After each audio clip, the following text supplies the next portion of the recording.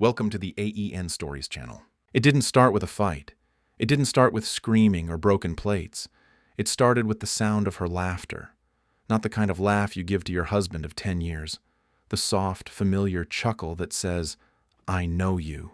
No, this was sharper, younger, glowing with a spark I hadn't heard in months, maybe years. It was a Tuesday. I remember because I had an early meeting, the kind where you keep your shirt tucked too tight because you want to look more awake than you feel. My wife, Erin, was in the bathroom, toothbrush buzzing, water running. Then silence. And then that laugh. I stood in the hallway, Ty half nodded, wondering who she was laughing with at 7:14 in the morning.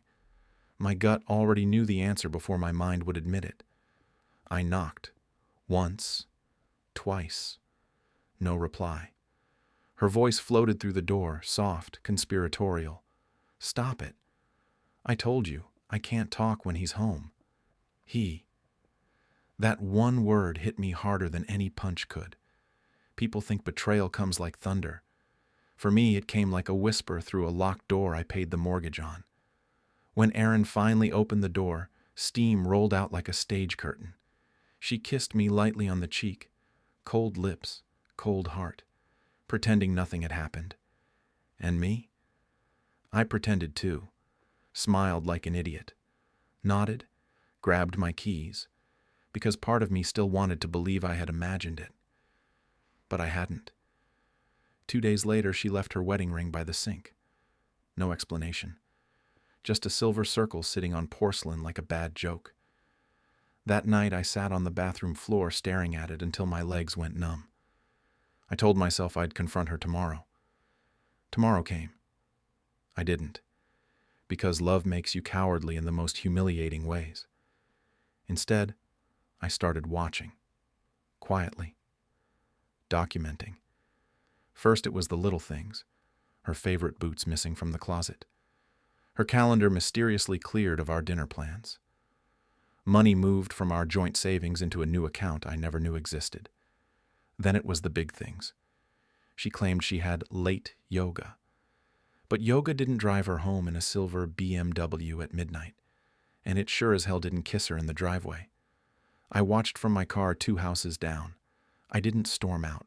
I didn't scream. I didn't fight.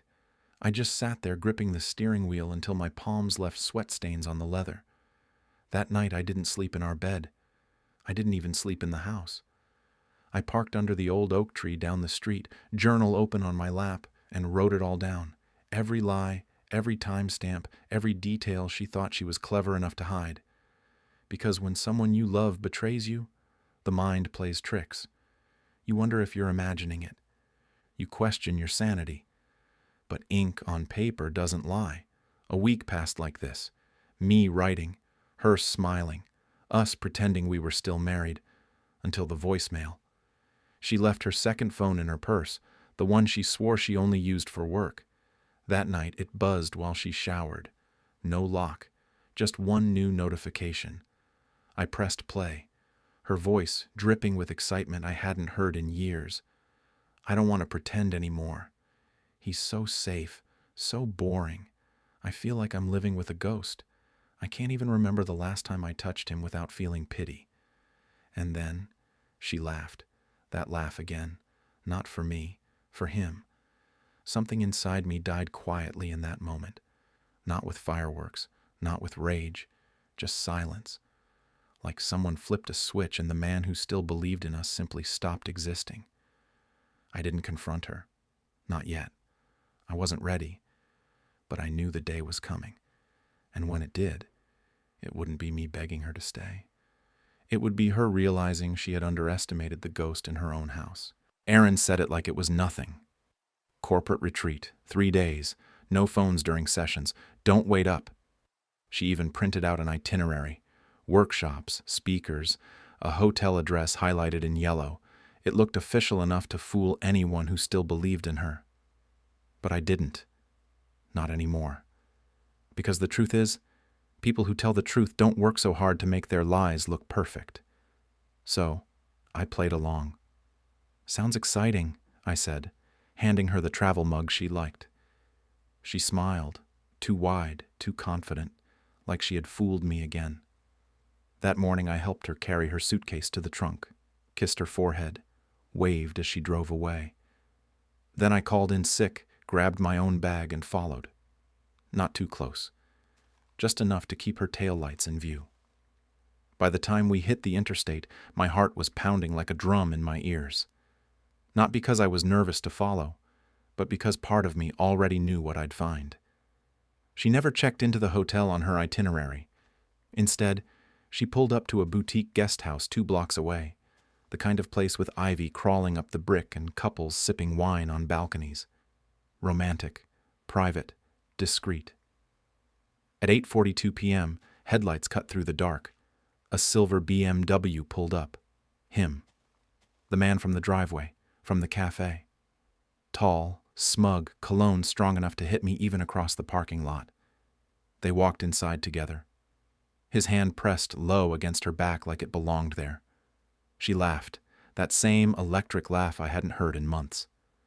I stayed outside for hours, waiting, watching, my breath fogging up the windshield, my hands frozen on the steering wheel.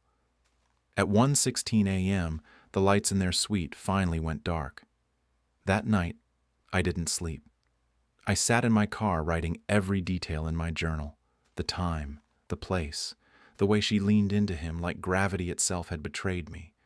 Not because I needed proof, but because I didn't trust my own memory anymore.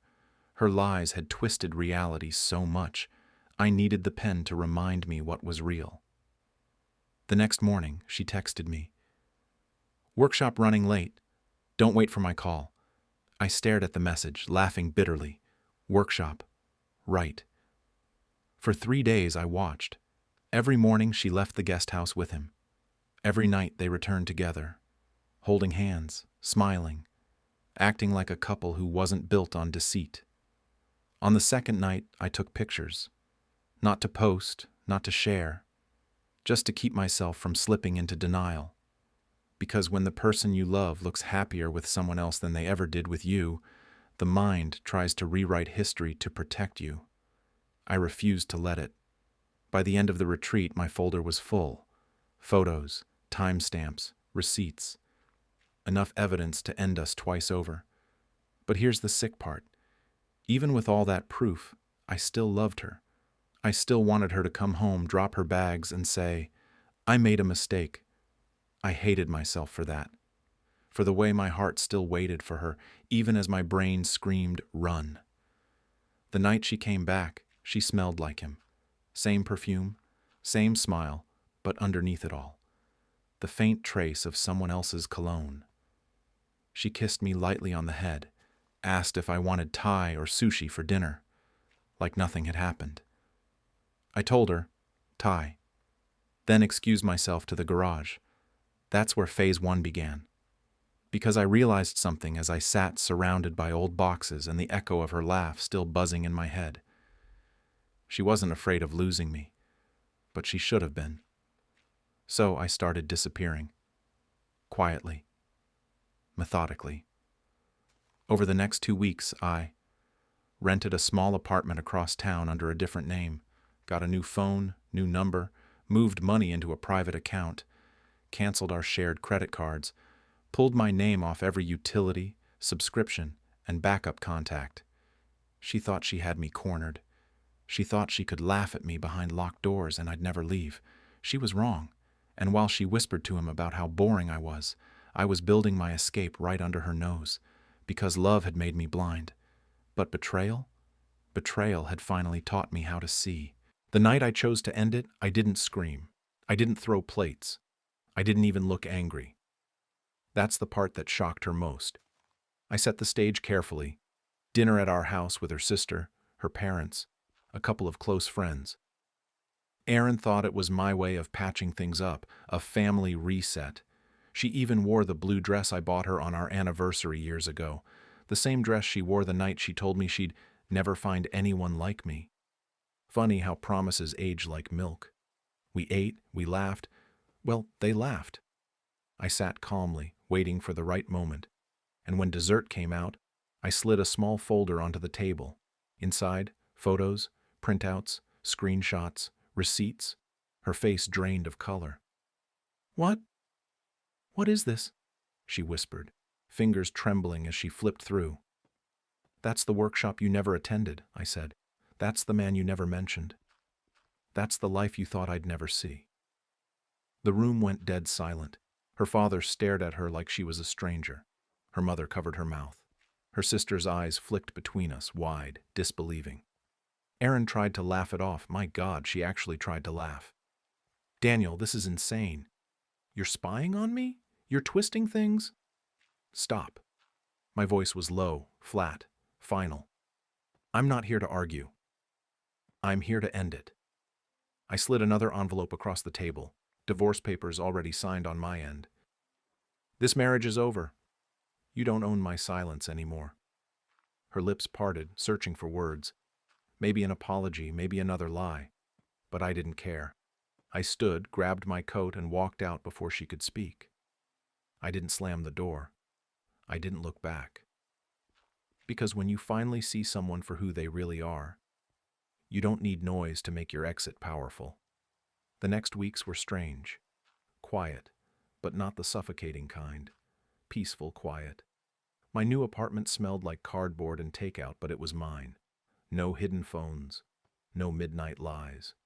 No haunting laughter behind doors I wasn't allowed to open. One evening, Erin showed up at my door. She looked different. Tired, makeup smeared, the confidence gone. She begged. Actually begged. Told me it was a mistake, that he wasn't who she thought, that she wanted to come home. I let her talk. And when she was finished, I simply said, "You taught me the value of silence. And now, that's all I have for you." I closed the door. And for the first time in years, I felt free. Here's what I've learned. Betrayal doesn't just destroy love. It destroys illusions. And once the illusions are gone, so is the control. I don't regret leaving. I regret waiting so long to remember who I was before her lies. Now, I'm not the ghost she mocked in her voicemails. I'm the man who learned that sometimes walking away is the loudest thing you'll ever do. Thank you for listening to my story.